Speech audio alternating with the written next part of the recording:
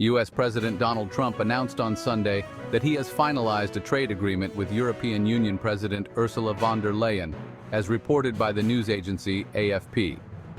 This announcement followed von der Leyen's visit to Scotland for discussions with Trump aimed at finalizing a hard-fought agreement.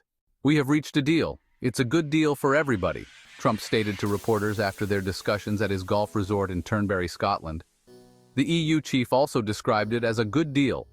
The agreement includes a 15% tariff on EU goods entering the US and substantial EU purchases of US energy and military equipment, providing much-needed clarity for EU businesses.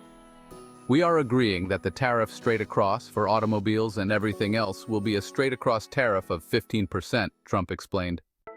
He further mentioned that the bloc had consented to buy $750 billion worth of energy from the United States, along with an additional $600 billion in investments in the country. And significant EU purchases of US energy and military equipment will bring welcome clarity for EU companies. We are agreeing that the tariff straight across for automobiles and everything else will be a straight-across tariff of 15%, Trump said.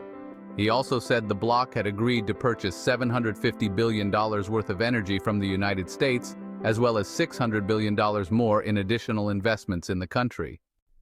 Representing the EU's 27 member states, von der Leyen's European Commission had been diligently working to preserve a trading relationship valued at $1.9 trillion annually in goods and services.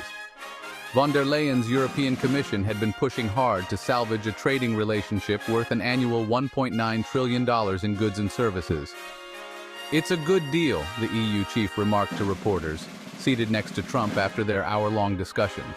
"It will bring stability. It will bring predictability. That's very important for our businesses on both sides of the Atlantic," she added.